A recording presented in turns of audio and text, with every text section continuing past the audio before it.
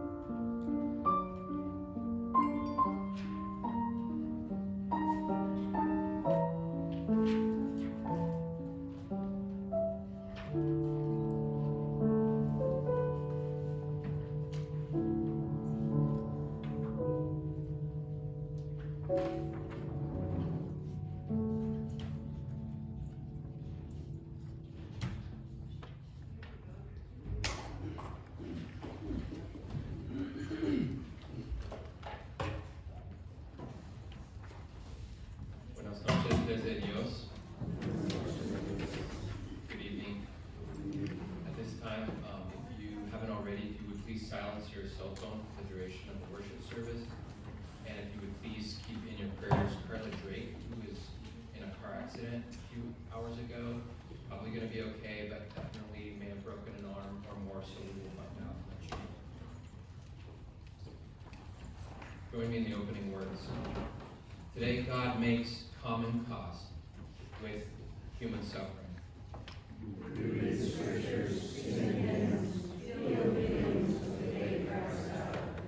Suffering is not rational. It has no answer. But in the cross, God leads us in our suffering. From this day forward, we know that there is nowhere we can go where God is not with us. God, into your hands we commend our spirits. Hoy Dios se une a nuestro sufrimiento humano. Tenemos nuestras vidas, tratamos, oímos y sentimos los sentimientos del día en que Cristo murió. El sufrimiento no es racional, no tiene respuesta. Pero en la cruz, Dios nos recuerda en nuestro sufrimiento. Desde este día en adelante sabemos que no hay lugar a donde podamos ir, donde Dios no esté con nosotros. Dios, en tus manos encomendamos nuestro espíritu.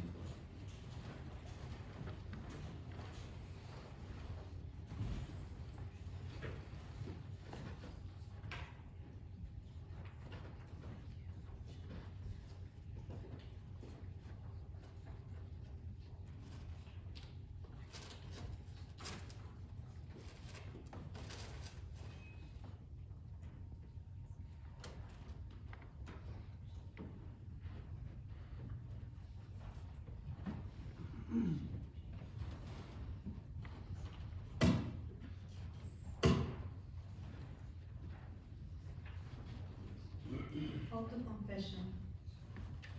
The promise of our faith is that if we call on the name of the Lord, our God will remember our sin no more. Therefore, let us confess our wrongdoing.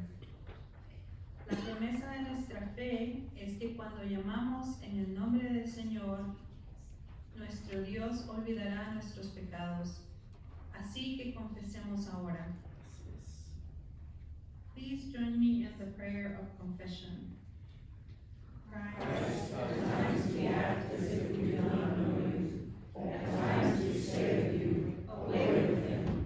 When we think of those times, we weep and ask you to forgive us. Amen. Cristo, a veces actuamos como si no te conociéramos. A veces decimos de ti, fuera de él. Cuando pensamos en estos momentos, lloramos y pedimos que nos perdones. please join me in the prayer for illumination. Holy One, Since the days our mothers bore us, you have been our God. By your Holy Spirit, draw close to us through this your word. Amen. la lectura de esta noche viene del libro de San Marcos, libro 15, versículos 1 al 15. Por favor, pónganse de pie y stand for the reading. Muy de mañana, los jefes de los sacerdotes, con los líderes religiosos, los maestros de la ley y el consejo en pleno, llegaron a una decisión. Ataron a Jesús, se lo llevaron y se lo entregaron a Pilato. ¿Eres tú el rey de los judíos?, le preguntó Pilato. Tú mismo lo dices, respondió. Los jefes de los sacerdotes se pusieron a acusarlo de muchas cosas. ¿Nos vas a acusar? ¿Nos vas a contestar?, preguntó de nuevo Pilato. Mira de cuántas cosas te están acusando. Pero Jesús ni aún con eso contestó nada, de modo que Pilato se quedó asombrado.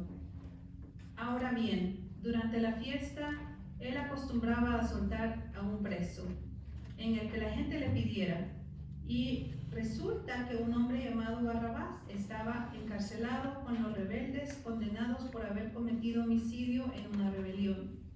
Subió la multitud y pidió a Pilato que le concedieran lo que acostumbraba. ¿Quieren que suelte el rey de los judíos?, respondió Pilato, porque se daba cuenta de que los jefes de los sacerdotes habían entregado a Jesús por envidia. Pero los jefes de los sacerdotes incitaron a la multitud para que Pilato soltara más bien a Barrabás. ¿Y qué voy a hacer con el que ustedes llaman el rey de los judíos?, preguntó Pilato. «Crucifícalo», gritaron. Pilato les preguntó, ¿por qué? ¿Qué crimen ha cometido? Pero ellos gritaban aún más fuerte, «¡Crucifícalo!». Como quería satisfacer a la multitud, Pilato soltó a Barrabás. A Jesús lo mandó azotar y lo entregó para que lo crucificaran. Esta es la palabra de Dios. Gracias a Dios.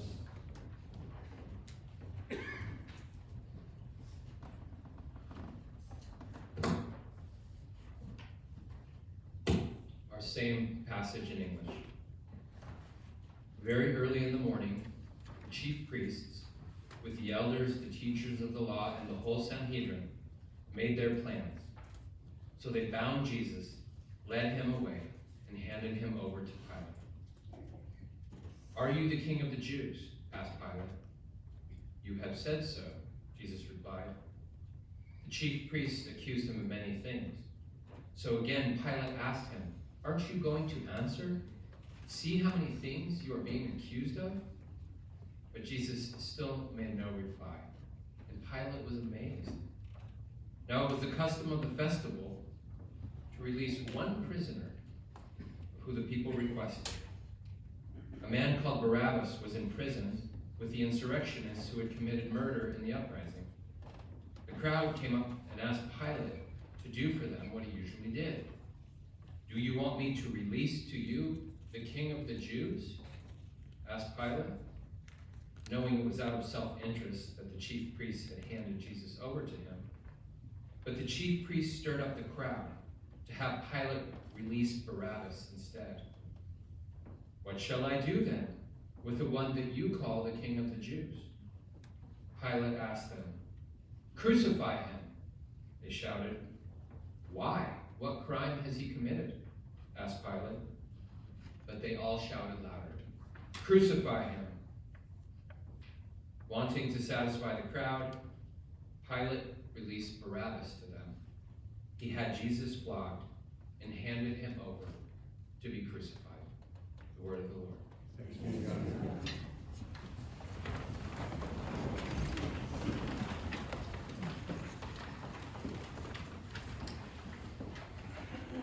The truth is, it is easy to skim over Good Friday, or to skip it altogether. Many churches do not have Good Friday services. I once heard a pastor say that there are so many services and so much activity during Holy Week, having a Good Friday service is not good stewardship of the church's time and resources. And why else would anyone in the Christian community gloss over Good Friday, which is so fundamental to our faith? To me, the answer is, it's painful and it's uncomfortable. It is the same reason our society has a habit of glossing over the unpleasant realities of the world we live in. It's the same reason we often do not do taxing spiritual work in our own lives. We want to keep things palatable. No one wants to be a Debbie Downer. And sadness and difficulty do not sell. Maybe that is why that it is estimated on Good Friday, attendance hovers between 30 to 60% of a typical Sunday, while Easter Sunday often draws between 150 to 350% of regular Sunday attendance. And yet, every year, the liturgical calendar reminds us Good Friday, a worship opportunity to look at our lives, our faith, our communities, our nation, and our world in light of Jesus' crucifixion. It is an annual chance to deepen faith, to ready ourselves for the journey for the rest of the year. This year, as we, the old and present faithful, gather at the foot of the cross, accompanying Jesus to his death, let us not bury our brows in our hands, but rather this year let us be keenly observant. Insofar as the crucifixion is the darkest day of faith, let us take a step back to see what caused it. Who killed Jesus of Nazareth? The goal, mind you, is not to find some individual to blame, but rather to gain a sharper sense of how evil works in the world so that we can meet it head on with Christ's love. Our meditation this evening may be characterized as a whodunit.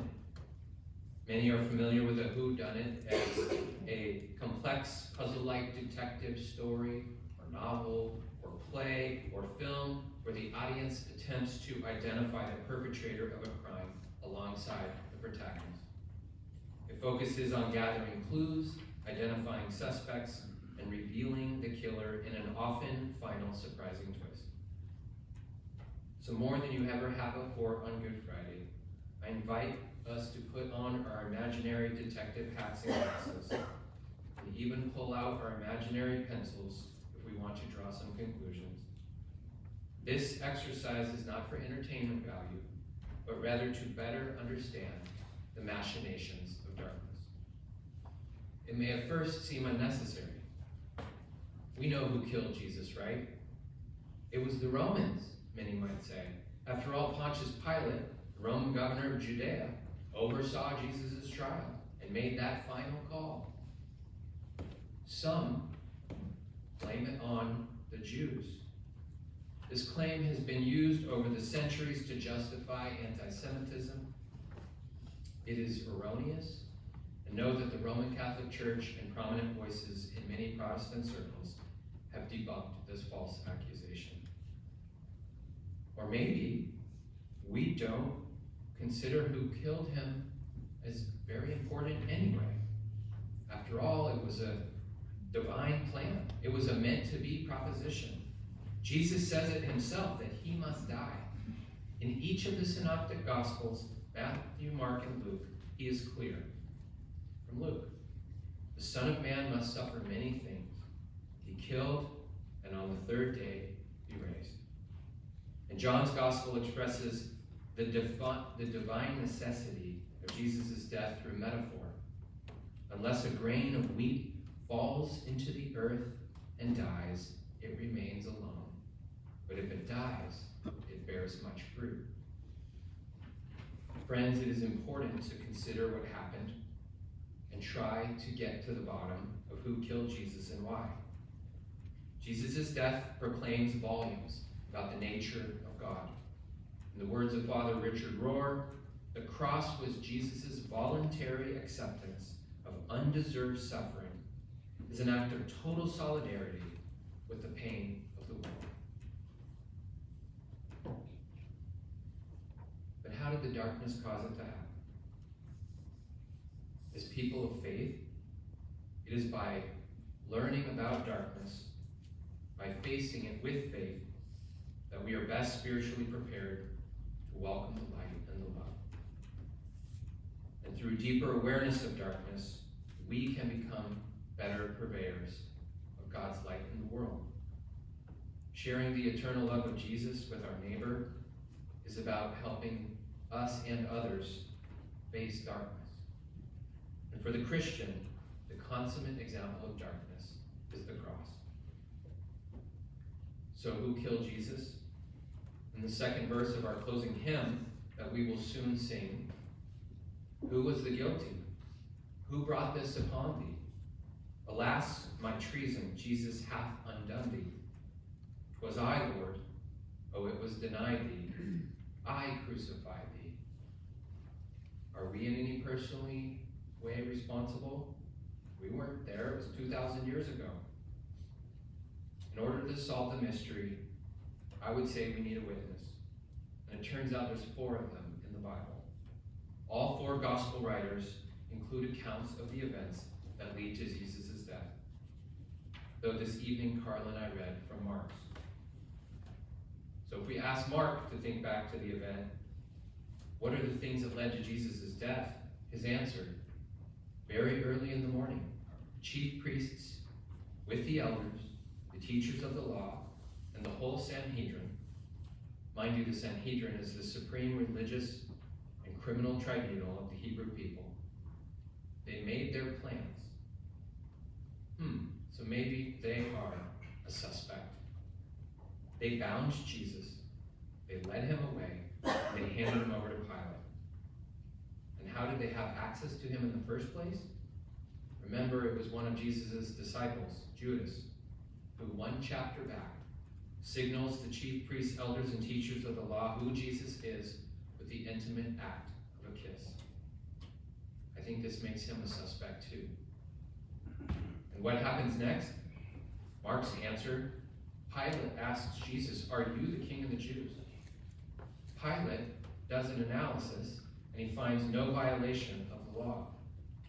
If you were here last Sunday, you heard James Bencomo, who played Pilate, proclaim, "Clearly this man has done nothing wrong to deserve death. I therefore propose we let him off with a flogging."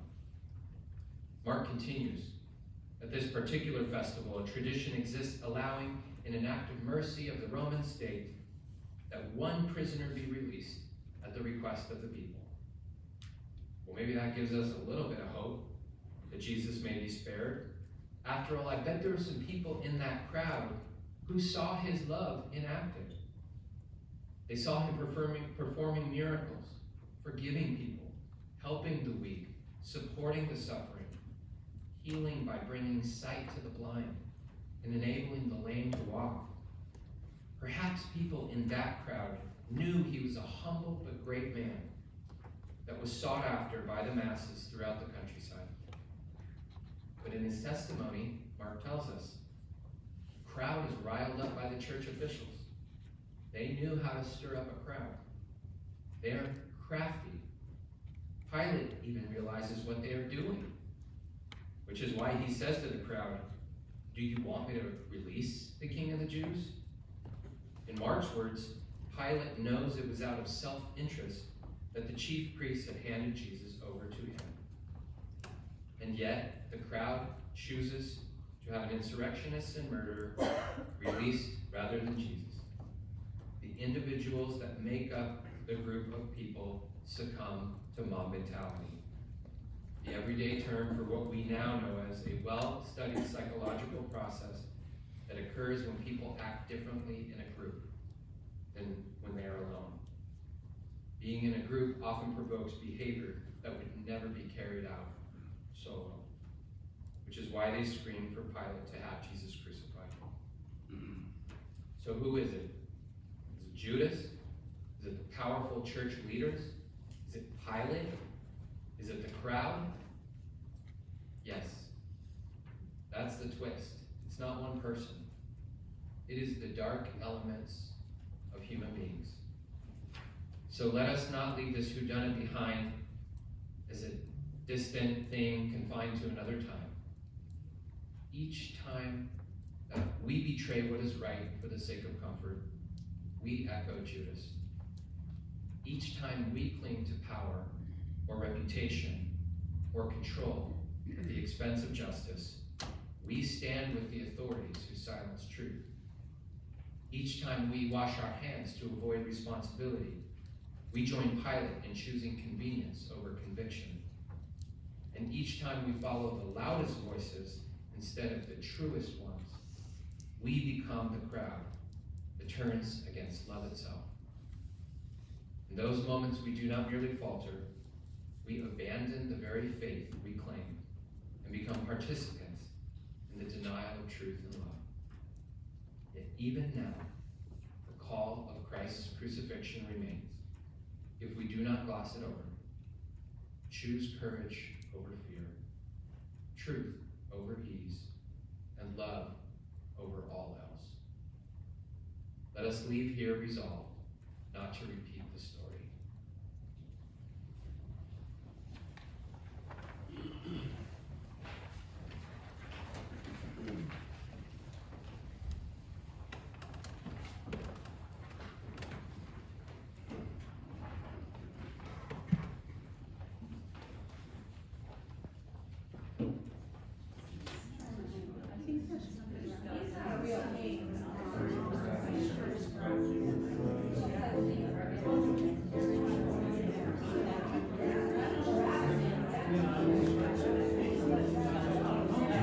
I think we should crucify him.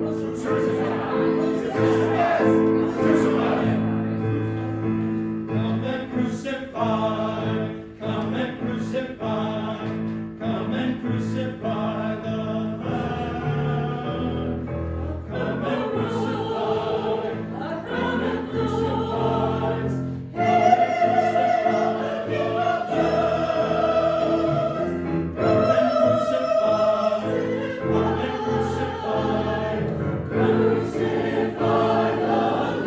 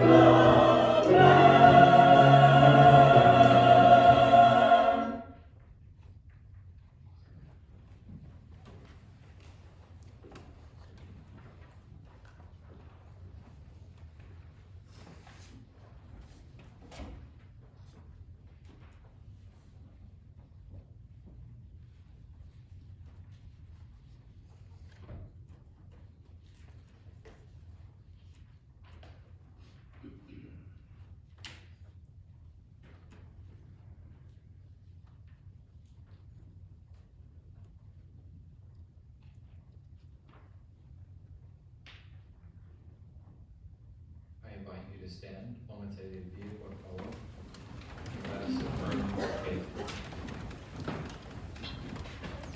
We trust in Jesus Christ, unjustly condemned for blasphemy and sedition.